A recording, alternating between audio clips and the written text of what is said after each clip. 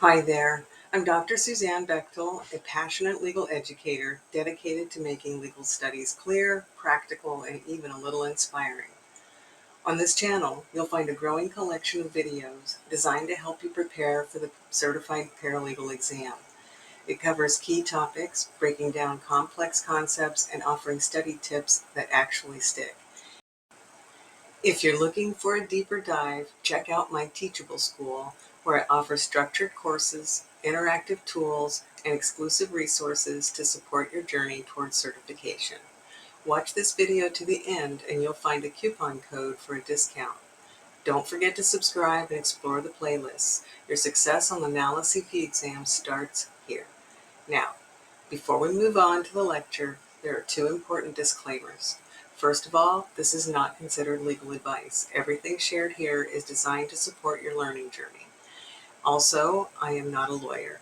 This course is designed to help you understand the concepts of the exam. In this lecture, I'm going to discuss or introduce you to the limited liability partnerships and limited liability limited partnerships. So a lot of L's, LLPs and LLLPs. These are two of the newer limited liability entities available in most states. The lecture will focus on the characteristics of these two entities and how they differ from the general partnership and a limited partnership. So these are the objectives. We've got some vocabulary, those two names. We want to look at the differences and unique characters of the general partnerships versus these limiteds, and the state requirements for forming each of the limited liability entities, and the nature and extent of the liability afforded to the partners of these types of organizations, and also the state requirements for limited liability partnerships and limited liability limited partnerships. Then the advantages and disadvantages will be discussed for each type of partnership.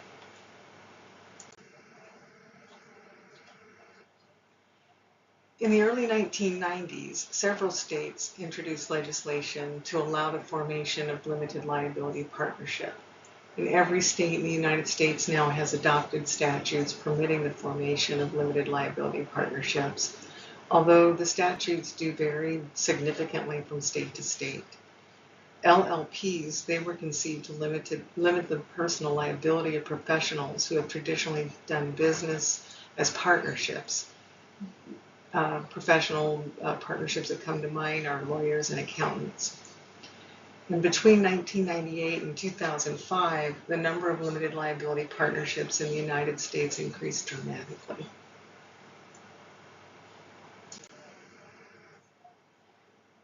Special provisions within the Partnership Act of the state in which the limited liability partnership is formed govern limited liability partnerships. Limited liability partnership statute provisions will generally address the nature and extent of the protection from personal liability afforded to the partners.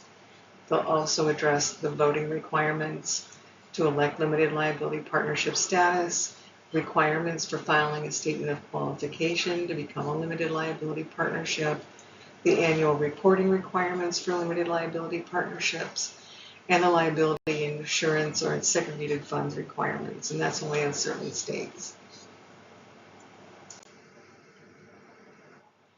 The partners of a limited liability partnership are also governed by their partnership agreements, and so long as those terms of the agreement are not contrary to applicable law.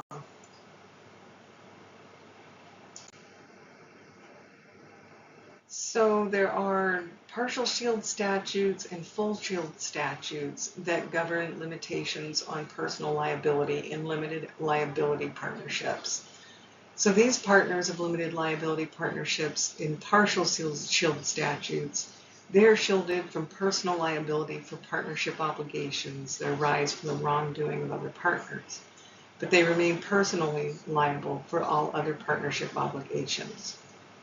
Partners of limited liability partnerships in states with full shield statutes are not personally liable solely by reason of being a partner for any obligation of the partnership incurred while the partnership is a limited liability partnership.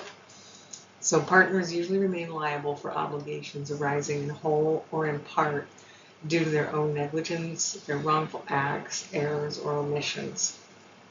The UPA, that's the Uniform Partnership Act of 1997, which is, and a majority of the states have adopted it. It's adopted with the full shield approach for limited liability partnerships. Several states require that limited liability partnerships carry liability insurance covering the partnerships for errors, omissions, negligence, wrongful acts, misconduct, and malpractice. This ensures that third parties who are wronged by the limited liability partnership will have some type of recourse in the partnership when it has limited assets.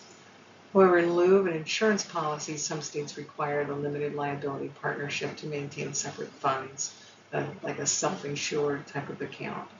Either in a required by law in a trust or an escrow, and that would be to provide for the payment of partnership obligations. So it varies from state to state. Forming an limited liability partnership, there is an election made by the general partnership, and if that election passes, the statutes require that all the same number of partners required to approve an amendment to the partnership must approve a limited liability partnership election.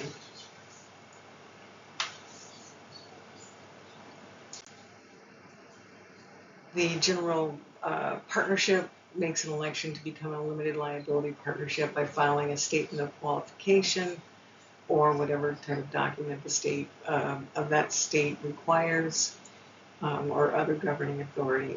And we would include in that statement of qualifications the partnership name, partnership address, partnership agent, if the state requires it, in the statement of the partnership elects this.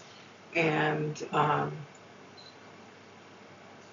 I noticed here a little typo on this slide, because this should not say limited liability, limited partnership. I'm on limited liability partnerships right now. So I'm going to pause for a moment and fix that. Okay, I fixed that. Yeah.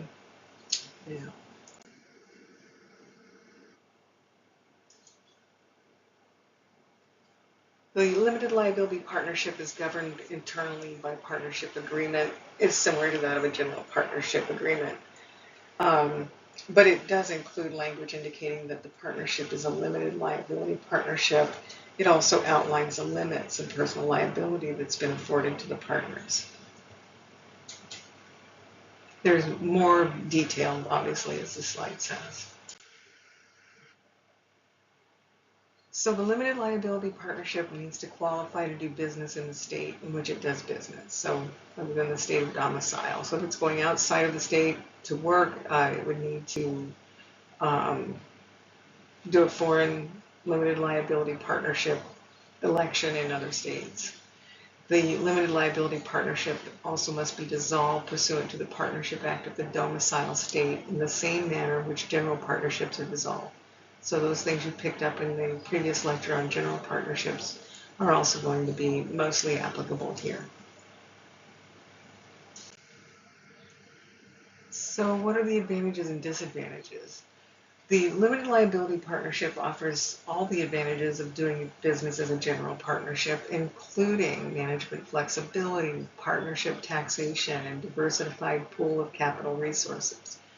They also enjoy the benefit of limited liability partnerships offer in providing at least a degree of protection from personal liability for all partners.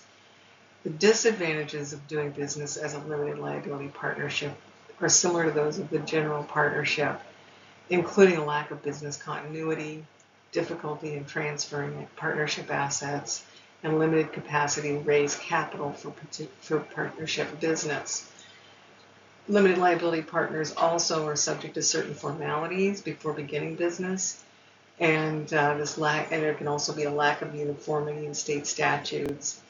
Can be a disadvantage in transacting business in more than one state. Now we move on to limited liability limited partnerships.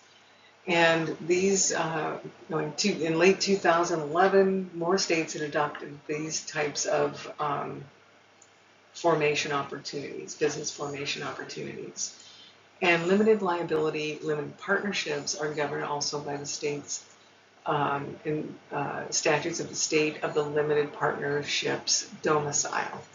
So most states that recognize limited liability, limited partnerships provide for the entity in their limited partnership act. So you'll see this, what I'm getting at is that it'll be tucked into their limited partnership acts and to become a limited liability limited, all right? So the Uniform Limited Partnership Act of 2001 makes it relatively simple for any limited partnership to adopt this, basically by check mark on a vote and a check mark on the form that goes to the Secretary of State or other official. And then, of course, they do have the governance by a limited liability, limited partnership agreement.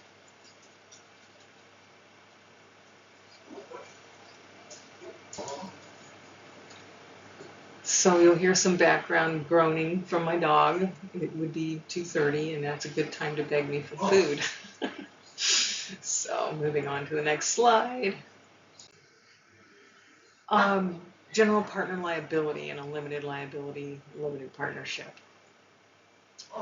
As with limited partners, general partners of limited liability, limited partnerships, they're protected from personal liability for the debts and obligations of the partnership to the extent provided by the limited liability, limited partnership agreement and state statutes. So, both of those are working in tandem. In most states, no partner of limited liability, limited partnership is personally liable for debts and obligations of the partnership solely by being a partner. Both general and limited partners usually remain liable for those obligations that arise in whole or in part due to their own negligence, wrongful acts, errors, or omissions. Which, if you look at anything about this, I think if you think of it in respect to law practices, for example, there's a vicarious liability that can exist for the whole partnership and the whole of the people of the partnership. And this general and limited partners under this limited liability, limited partnership are able to confine the liability to just the individuals that did the wrong.